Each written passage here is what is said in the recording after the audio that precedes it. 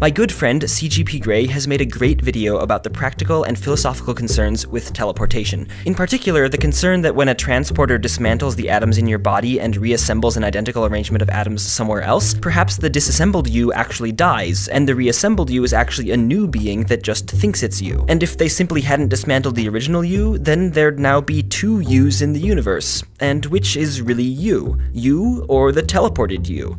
Gray's video covers these questions really well, so if you want more background, you should go watch that. But I do have one additional piece of information I'd like to point out, something the original creators of Star Trek were definitely unaware of because it was discovered in the 1990s. And that is quantum teleportation. Quantum teleportation is the only kind of real teleportation technology we currently have access to, and while I won't go into the details here, the point is you can take some particles in a particular arrangement and transfer their exact quantum condition onto other particles arbitrarily far away. It kind of seems like sad teleportation because the particles don't move, just their state. But isn't that essentially what a Star Trek teleporter does, albeit on a larger scale? Sending enough information and energy over to the new location to create the exact arrangement or state of particles that corresponds to you?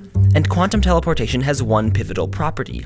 It is impossible to create an identical copy of a quantum state without destroying the original. In fact, you have to destroy the original arrangement in order to extract all the necessary information from it to construct the new teleported state. The relevant theorem in quantum mechanics is called the no-cloning theorem. Now, we don't yet know exactly how brains work to create consciousness, but if the quantum states of some electrons somewhere in the brain are critical to perfectly determining, and thus copying, you, then a teleporter would necessarily have to obey the rules of quantum teleportation when sending the information about the arrangement of particles that are you to the new location. So whatever was left behind would definitively not be you.